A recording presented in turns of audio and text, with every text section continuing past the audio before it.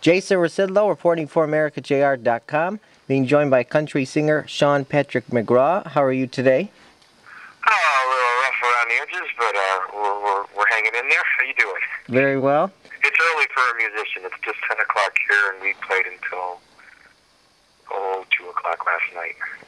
Who are some of your musical influences? Dwight Yoakam is a big one. Steve Earle.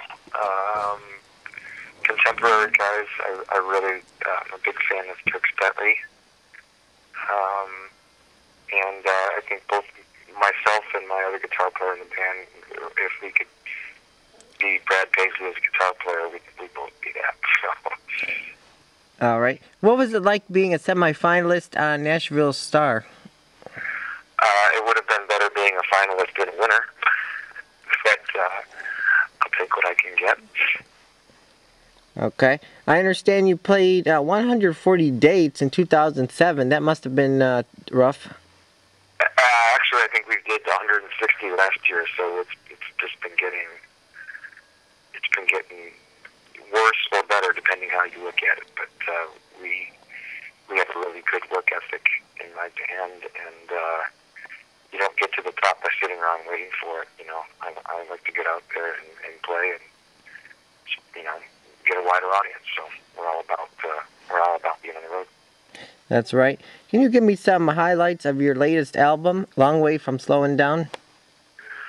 One of my favorite songs, and they're probably What I Do.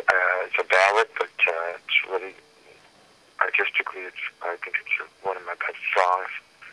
And Cow Tippin' has been a real crowd pleaser. That audiences seem to love that wherever we go. How long did it take you to put the album together? To write the songs, it took a while. I might have had 2 or 3 years to get the songs together, but actually recording it, I did half of it in a day. So I was pretty quick about that. I don't waste a whole lot of time in the studio, but sometimes it can take me a while to collect all the songs that I think are right for a record. Yep, that is pretty fast there.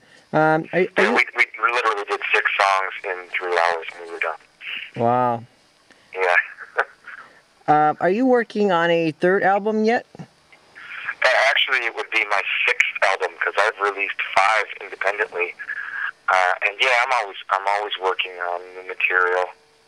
I don't write every day, but I write whenever the inspiration hits. If it's 2 o'clock in the morning or the middle of the day, I will just set aside whatever I'm doing and write a song. So I guess I got enough material lined up to do another record whenever we get around to it. Okay.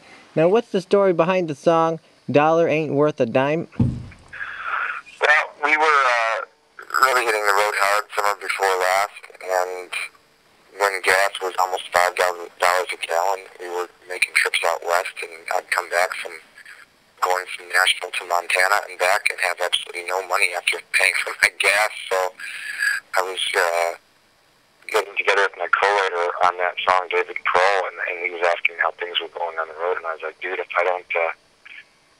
things don't change, I'm going to start robbing banks to support this playing in a band habit. And we started talking about it would be really cool to write a song like Steve Earle would write about, maybe just going on a crime spree, and that's kind of where the rest of that song came from.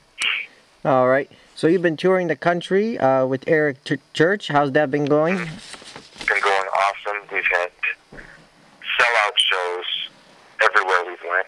I don't think there's a night that we've been out yet that hasn't been a sold-out crowd. So it's been awesome playing for full houses, and Eric's audience is really cozied up to my band. So it's been great. Okay. Can you give us a preview of your upcoming show on March 20th at the Royal Oak Music Theater? Well, for us, it's a pretty short set. We do 20 to 25 minutes, but it's all high energy. We don't do anything that isn't,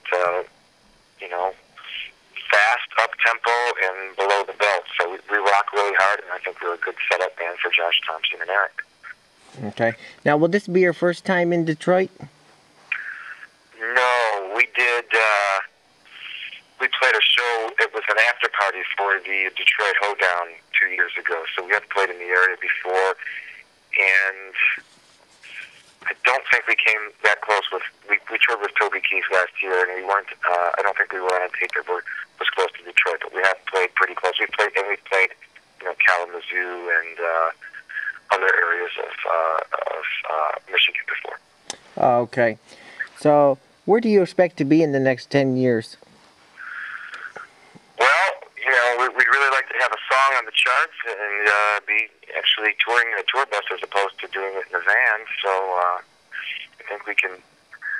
At the least we can accomplish that, and if it ends up, we can get a hit song on the radio and start headlining. That would be awesome. Okay. What would be your advice to students graduating in music who might be looking to break into the business? I would say get a backup career and get good on a computer. That's what my advice would be. All right. Anything else you would like to mention about the album or the upcoming show here in town? Just that I think it's a great bill. I think Josh Thompson and Eric Church are both really awesome. Really having a great time being out with Eric. We love his show. And it's been a wonderful, just a great time out on the Jaeger tour. Jaeger has been great to us. And they know how to throw a party. So I'm sure it'll get sold out as every other night we've had has been. And it will be an awesome evening. All right. Thanks a lot. Thank you. Copyright 2010, AmericaJR.com, Detroit, Michigan, USA.